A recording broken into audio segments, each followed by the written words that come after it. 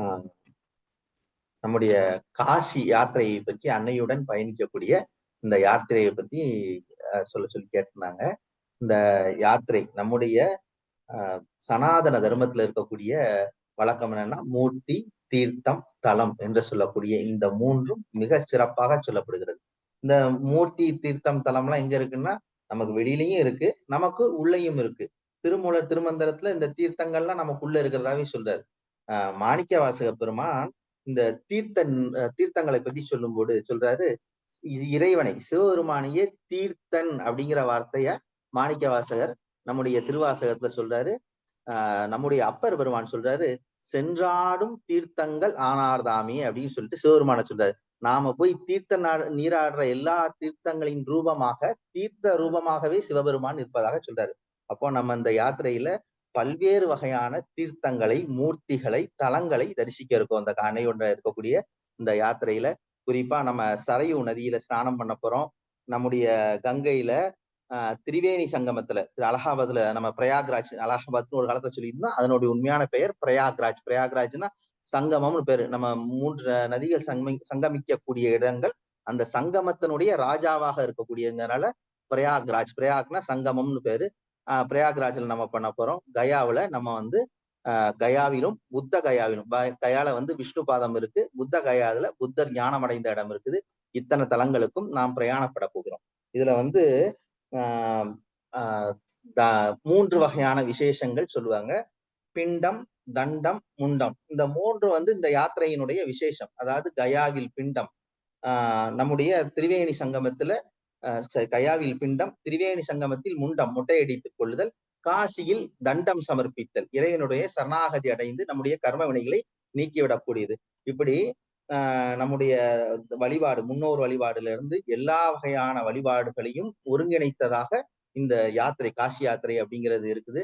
நாம் இறைவனிடம் சரணாகதி அடைந்து தண்டம் சமர்ப்பித்து எல்லாவித நன்மைகளையும் பெறக்கூடியதா இருக்கு. ஏற்கனவே பார்த்தோம். இதுல வந்து நம்ம மோட்சபுரிகள்னு சொல்லக்கூடிய நம்முடைய பாரத தேசத்துல இருக்கக்கூடிய 7 மோட்சபுரிகள்ல 2 மோட்சபுரிகளை நாம் சந்திக்க இருக்கிறோம். ஒண்ணு வந்து அயோத்தியா, இன்னொன்னு காசி. இந்த 2 மோட்சபுரிகளை சந்திக்க இருக்கிறோம். இந்த 2 மோட்சபுரிகள்லையும் ரொம்ப மகத்துவம் வாய்ந்தது. இப்ப அந்த காசி என்கிற தலம், நம்ம இவ்வளவு யாத்திரை தலங்களுக்கு போறோம். கிட்டத்தட்ட ஒரு 7-8 தலங்கள் போனாலும் காசி யாத்திரைன்னு தான் சொல்றோம். ஏன் காசி யாத்திரைன்னா, நம்ம தமிழ்நாட்டிலேயே நிறைய கோயில்கள் இருக்கு. இந்த கோயில் காசிங்கிறது ஒரு அளவுகோல். எல்லா கோயிலையும் இந்த கோயிலினுடைய மகிமையை சொல்லணும் அப்படின்னா, இந்த கோயில் காசிக்கு இத்தனை பங்கு வீசம் உள்ள கோயில், அப்படி காசிக்கு வீசம் உள்ள கோயில். காசியில இருந்து அரை பங்கு வீசம், 3/4 பங்கு வீசம், 3 பங்கு வீசம். இப்ப எல்லாம் காசி வந்து ஒரு அளவுகோல் மாதிரி, ஒரு தலத்தினுடைய பெருமையை சொல்றதுக்கு அளவுகோல் மாதிரி. அது வந்து தமிழகம் முழுக்க இல்ல, இந்த தேசம் முழுக்க இந்த காசிங்கிற நகரம் ஒரு அளவுகோலாக இருக்குது. அத்தகைய பெருமை வாய்ந்த நகரம். இந்த காசியினுடைய பெருமையை பற்றி பிரம்மா வந்து ஸ்கந்த புராணத்துல காசி காண்டங்க பகுதியில சொல்றாரு. மொத்தம் 14 உலகங்கள் இருக்கு. பூலோகம், புகர்லோகம், சுவர்லோகம், மகர்லோகம், ஜனலோகம், தபோலோகம், சத்தியலோகம். இது மேலேல் லோகம். அதல, விதல, சுதல, தராதல, ரசாதல, மகாதல, பாதாள. இது கீழேழு லோகங்கள். இந்த 7 மேலேழு லோகங்களையும் கீழேழு லோகங்களையும் நம்ம ஏற்கனவே பார்த்தோம். நவந்தரு வேதத்துல வர்றாங்க. வரும்போது கடைசியில பிரம்மா வர்றாரு. அவர் இந்த 5 தொழில்கள்ல படைத்தல் தொழிலை பாக்குறாரு. இந்த 7 மேலேழு லோகங்களையும் கீழேழு லோகங்களையும் நான் தான் படைத்தேன் அப்படின்னு சொல்லிட்டு ஸ்கந்த புராணத்துல காசி காண்டத்துல பிரம்மா சொல்றாரு. ஆனா இந்த 14 லோகங்கள்லயும் நான் படைக்காத ஒரு தலம் இருக்குது அப்படின்னா அது காசி சேத்திரம் தான். அந்த காசி சேத்திரத்தை சிவபெருமான் தானே படைப்பு தொழிலை மேற்கொண்டு அந்த காசி சேத்திரத்தை படைத்தார்னு சொல்லிட்டு சொல்றாரு. இந்த காசி சேத்திரத்தை சிவபெருமான் எங்க வச்சிருக்கிறாருன்னா தன்னுடைய திரிசூலத்தின் மேலே இந்த காசி சேத்திரத்தை தாங்கி கொண்டிருப்பதாக இன்னைக்கும் அந்த புராணங்கள், கந்த புராணம் சொல்லுது. ஏன் அப்படின்னா ஊழிக்காலம் வந்ததுன்னா இந்த சிவபெருமான் வந்து அந்த திரிசூலத்தை மேல தூக்கிடுவாராம். இந்த காசி சேத்திரம் ஊழியிலும் அழியாத சேத்திரமாக, புண்ணிய சேத்திரமா இருக்குது. நம்முடைய காசி சேத்திரம், காசி அப்படின்னு சொன்னாலே ஒளி, ஒளி பொருந்தியது அப்படிங்கிறதான் வார்த்தை. ராமகிருஷ்ண பரமஹம்சர் பொன்னால் அமைந்த பொன்னொளி பிரவாகமாக இந்த காசி நகரம் இருந்ததா அவர் கண்ணால பார்த்ததா சொல்றாரு. சிவபெருமான் நேரடியாக உயிர்களுக்கு முக்தி அளிக்க நிற்கும் கூட நமக்கு ஒரு உடல் ஒரு எரியூட்டப்படுது அப்படின்னாக்க அந்த இடத்துல நம்மளால ஒரு குறிப்பிட்ட நேரத்துக்கு மேல் நிக்க முடியாது. அவ்வளவு அதனுடைய நாற்றம் வந்து அவ்வளவு அதிகமா இருக்கும்.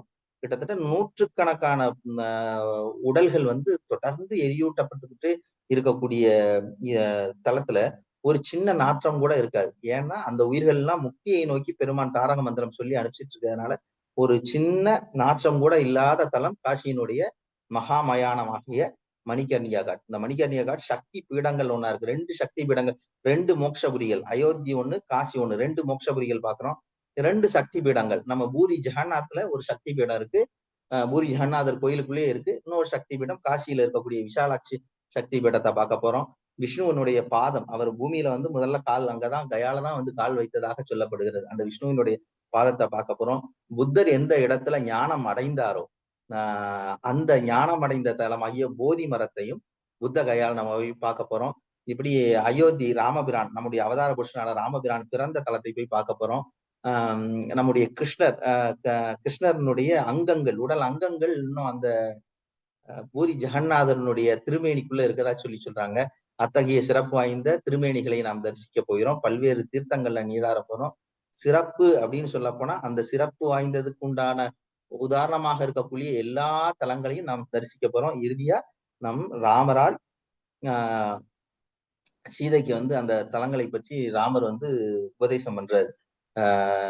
நம்ம ராமசேதுவனுடைய பெருமை, நம்ம ராமேஸ்வரத்தினுடைய எல்லா பாவங்களையும் நசிக்கக்கூடியதாக இந்த தீர்த்தங்கள் இருக்குன்னு சொல்லிட்டு அங்க கணக்கில்லாத தீர்த்தங்கள் இருக்கு. அந்த தீர்த்தங்கள்லாம் அக்னி தீர்த்தத்திலையும் அந்த கணக்கில்லாத தீர்த்தங்களையும் நான் நீராட போறோம். இப்ப இத்தனை சிறப்பு வாய்ந்த காசி சேத்திரத்துக்கு அந்த மூர்த்தி தீர்த்தம் தலத்தை நமக்குள்ள தொட்டு காட்டுற உள்ளேயே இருக்கு. அதை தொட்டு காட்டுறதுக்கு ஒரு குரு வேணும். அந்த குருவோடு நாம போய் அந்த மூர்த்தி தீர்த்த வெளியில காட்டக்கூடிய மூர்த்தி தீர்த்தத்தையும் உள்ளுக்குள்ள காட்டக்கூடிய இருக்கக்கூடிய தீர்த்தத்தையும் ஒருங்கிணைக்கக்கூடிய ஒரு குரு இருந்தா தான் அதை ஒருங்கிணைக்க முடியும். அப்படி ஒரு ஒருங்கிணைக்கக்கூடிய குருவோடு நாம பயணிக்கிற பயணம் மிக அற்புதமான பயணமா இருக்கும். வாழ்நாள்ல இது வந்து ஒரு கிடைத்தற்கரிய பேரு. 2 கிடைக்கலாம். ஒண்ணு குரு மூலமா கிடைக்கிற அனுபவம் கிடைக்கலாம். இந்த தீர்த்தங்கள் அனுபவம் தனியா கிடைக்கலாம். இந்த 2யும் ஒருங்கிணைக்கக்கூடிய இந்த தீர்த்தம் உனக்குள்ள இப்படி வேலை செய்யுது அப்படின்னு காட்டக்கூடிய ஒரு குருவோடு பயணிக்கிற அனுபவம் நமக்கு அரிதிலும் அரிது வாழ்க்கையில கிடைக்கிறது. அப்படி அரிதிலும் அரிதான பயணத்தை ஏதேதோ காரணங்களை காட்டி நம்மளுடைய நாள் இல்ல, நேரம் இல்ல, பணம் இல்லைன்னு ஏதேதோ அற்பமான காரணங்களை காட்டி நாம தவிர்க்க வேண்டாம். இது வந்து என்னுடைய கருத்து. நம்ம தவிர்க்க வேண்டாம். அதனால உங்களால எவ்வளவு முடியுமோ மிக அற்புதம் அந்த தேசத்தின் மிக அற்புதமான சேத்திரங்கள். அந்த சேத்திரங்கள் நம்ம சார்தாம் அப்படின்னு சொல்லக்கூடிய சேத்திரங்கள்லாம் இதுல ஒரு சார்தாம்னா இந்த தேசத்தினுடைய 4 எல்லைகள்ல இருக்கக்கூடிய சேத்திரங்கள்லாம் சொல்லுவாங்க. அதுல ஒண்ணு வந்து நம்ம சார்தாம்ல இருக்கக்கூடிய ஒரு சேத்திரம் வந்து நம்முடைய பூரி ஜெகநாத சேத்திரம். அப்படி இருக்கக்கூடிய இந்த சேத்திரங்களை யாரும் வந்து இந்த வாய்ப்பை விட்டுவிட வேண்டாம். வாய்ப்புகளை பயன்படுத்தி இந்த அனுபவங்களை பெற்றுக்கொள்வதற்கு உங்களை என்னுடைய சார்பாக நான் கூறிக்கொள்கிறேன். அதனால கண்டிப்பா அந்த சேத்திரத்துல கலந்துக்குங்க. சாரநாத் புரம் காசியோட காசியில இருந்து ஒரு 10 கிலோமீட்டரு சாரநாத். காசியில இருந்து ஆட்டோ பிடிச்சா போயிடலாம். இந்த சாரநாத் சேத்திரத்தினுடைய மகிமை என்னன்னா நம்ம புத்த கயால தான் வந்து புத்த பெருமான் ஞானம் அடைகிறார். ஞானம் அடைகிற போது அவர்களோட 5 சீடர்கள் இருந்து தவம் பண்ணாங்க. ஞானம் அடைகிறதுக்கு முன்னகுட்டி. புத்தகயால போய் ஞானம் அடைந்ததற்கு பிறகு போதி மரத்தினுடைய அரச மரத்தின் அடியில ஞானம் அடைந்த பிறகு தன்னோடு தவம் பண்ணியவர்களுக்கு இந்த சத்தியத்தை முதல்ல பகிர்ந்துக்கணும் சொல்லிட்டு திரும்பி வர்றாரு. திரும்பி வந்து சாரநாத் சேத்திரம் காசியில இருந்து ஒரு 10 கிலோமீட்டர் இன்னும் அங்க வந்து அசோக மகாராஜா ஒரு ஸ்தூபி எழுப்பியிருக்கிறார் அதனுடைய நினைவா. அந்த 5 தன்னோடு பயணித்த 5 பேர்களுக்கு அந்த சத்தியங்களை புத்தர் பகிர்ந்து கொண்ட இடம் சாரநாத். அந்த தலத்துக்கும் போறோம். அதே சாரநாத்ல சாரநாத் ஈஸ்வர் கோயில் அப்படின்னு சொல்லிட்டு தனியா மலைக்கு மேல ஒரு சிவன் கோயில் இருக்கு. அங்க வந்து ஆதிசங்கரால நிர்மாணிக்கப்பட்ட லிங்கங்கள் இருக்கு. யந்திர ராஜேஸ்வர லிங்கம்னு இருக்கு. அதாவது என்னன்னா லிங்கம் சிவ வடிவம், ஸ்ரீ சக்கரம் சக்தியின் வடிவம். இந்த 2ம் இணைந்த லிங்கம் ஒண்ணு இருக்கு. யந்திர ராஜேஸ்வரன் சொல்லிட்டு ஆதிசங்கரனுடைய குரு அபினவ் குப்தான்னு நினைக்கிறேன். என்னோட பேர் சரியா ஞாபகம் இல்ல. நம்ம காசியில அன்னபூர்ணியோட பிரதிஷ்டை பண்ணியிருக்கிறாரு. அது யந்திர ராஜேஸ்வரன் லிங்கத்துக்கு மேலேயே ஸ்ரீ சக்கரம் இருக்கிற மாதிரி ஒரு அற்புதமான லிங்கங்கள் இருக்கு. இப்படி காசி சேத்திரம் வந்து முதல்ல சிவபெருமானால நேரடியா படைக்கப்பட்டாலும் சிவபெருமான் நேரடியா அந்த தலத்துக்கு போகல. அந்த தளத்துல காசியில யார் முதல்ல இருக்கிறா அப்படின்னா அது வந்து ஆனந்த வனம் அப்படிங்கிற காசியினுடைய பூர்வமான பேரு. அந்த ஆனந்த வனத்துல மகாவிஷ்ணு தவம் பண்ணிட்டு இருக்கிறாரு. மகாவிஷ்ணு சிவபெருமான் காசி விஸ்வநாதருக்கு முன்னால் மகாவிஷ்ணு வந்து தவம் பண்ண லிங்கம் வந்து மணிகர்ணிகா காட்டுல தான் தவம் பண்றாரு. மணிகர்ணிகேஸ்வர லிங்கம் சொல்லி மணிகர்ணிகேஸ்வரர்னு இருக்கிறாரு. அந்த மணிகர்ணிகா காட்டுல சிவபெருமான் தாரா மந்திரம் சொல்லி உயிர்களுக்கு எல்லாம் முக்தி கொடுக்குறான்னு சொல்லல. அதுக்கு தாரகேஸ்வரர் முக்தி கொடுக்குற அந்த சிவபெருமானுக்கு தாரகேஸ்வரர், தாரக மந்திரம் சொல்ற சிவபெருமானுக்கு தாரகேஸ்வரன் பேரு, அந்த தாரகேஸ்வர லிங்கம் இருக்கு.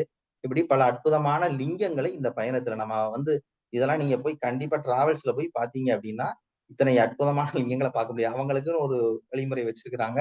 அதோட தான் நம்ம பயணிக்க முடியும். இது எல்லாத்துக்கும் மேல உலக நன்மைக்காகவும் அன்னை நடத்தக்கூடிய மிகப்பெரிய யாகம். இந்த யாகம் தேவ தீபாவளி சொல்லக்கூடிய தீபாவளிக்கு அடுத்து வரக்கூடிய பௌர்ணமி தேவர்களால் கொண்டாடப்படக்கூடிய நம்ம தேவர்கள், சித்தர்கள், முனிவர்கள், சன்னியாசிகள் இவர்கள்லாம் கொண்டாடக்கூடிய தேவ் தீபாவளி என்கிற நாள்ல அந்த யாகம் நடக்குது.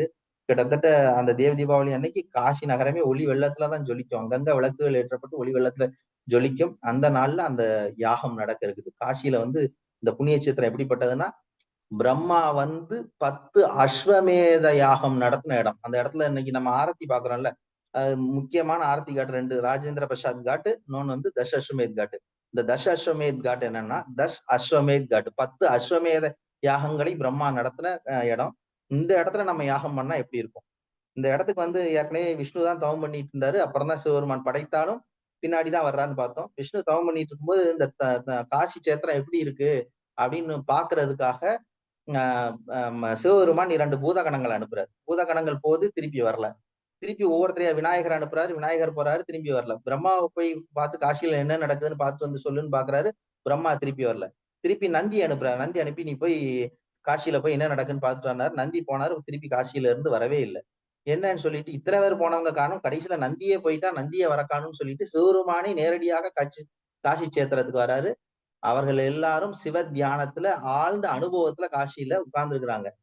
காசி காண்டத்துல என்ன சொல்றேன்னா, காசிக்கு ஒருத்தன் திரும்பி போனான்னா அவனை முட்டாள் அப்படின்னு சொல்லக்கூடியது. ஏன்னா அவ்வளவு அற்புதமான அனுபவங்களை கொடுக்கக்கூடிய இந்த இடத்துல இருந்து ஒருத்தன் திரும்பி போறான்னா அவனை முட்டான்னு சொல்றது. அதனாலதான் நந்தி வரைக்கும் திரும்பி போகாதனால திருப்பி சிவபெருமானே அந்த ஊர்ல பிரதிஷ்டை பண்ணதான், அதுக்கப்புறம் தன்னுடைய சொந்த ஆத்மலிங்கமாக பிரதிஷ்டை பண்ணதான் காசி விஸ்வநாதர்.